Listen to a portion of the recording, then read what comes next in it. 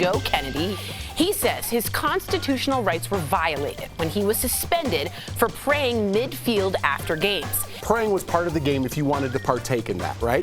And after the games, when you're out there trying to kill each other, you get together with the opponents, with their coaches, with their staff. There was no judging whether you should or shouldn't, or if you did or didn't. There was no. So this makes me think there's more to the story rather than just praying.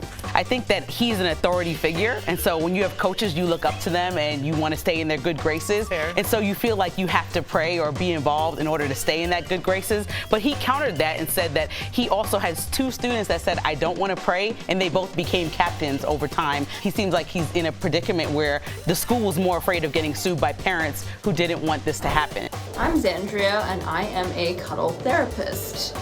I am currently here in my cuddle studio, and I am so excited to take you on this journey with me and teach you all about cuddle therapy. Honestly, I know that this sounds really ridiculous, but I'm glad that there are people out there who are thinking about that population, because people are really hurting, y'all. Like, they really are, and we've outcasted them.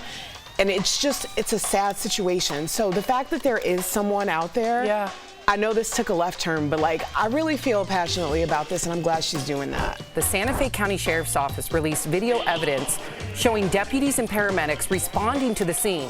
Now, after the cinematographer and director were shot, Helena Hutchins later died from her injuries. I don't understand why this footage is being released. I do understand that people have asked for the Public of Information Act, and it's being released for that reason. But we still have fingerprint analysis. We still have ballistic analysis.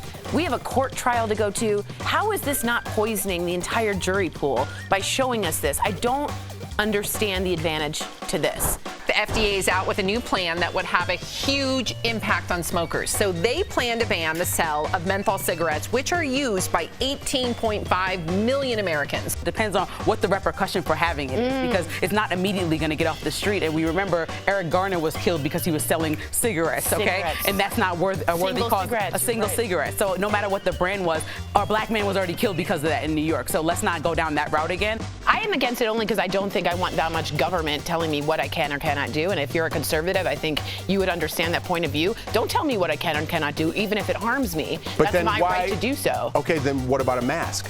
Don't tell me to wear a mask. Well, that's public health emergencies are different in my opinions. I know, but that's where you get into these conversations of, oh, I'm not wearing a mask. I'm not stopping. No, totally. People aren't running around pulling cigarettes out of people's mouths, but they'll tell you when you're not wearing your mask, They right? sure will. A Florida man got in some trouble for vandalizing an LGBTQIA+ mural. The judge sentenced him to write a 25-page essay about the Pulse nightclub shooting that left 49 people dead in 2016. Look, jails are overcrowded. You can come up with creative sentences if it's not a felonious crime or whatever. I'm all for it. It was always worse when my parents were like, I'm a little disappointed in you. And you had to think about it, right? These are they're punishments to make you think about what you did. And I think that sometimes people are like, just send me to jail, and rather than think about what they did. And I think these are what they are. And I like it.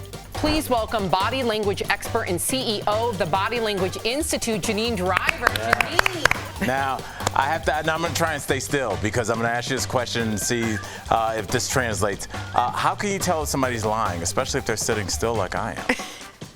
Okay, well, first of all, you did an eyebrow flash when you just said that. So you think you're not saying anything. You just did it again. Yeah. So an eyebrow flash is surprise. Like, go ahead, Janine, like you're putting me to the test. So I already saw surprise twice on your face. So Olivia was served legal documents while she was on stage in front of thousands of industry execs at CinemaCon in Vegas.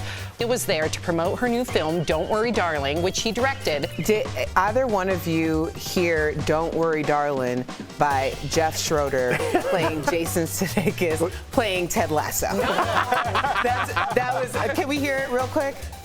Don't worry, darling. Good. I just hung off the cuff.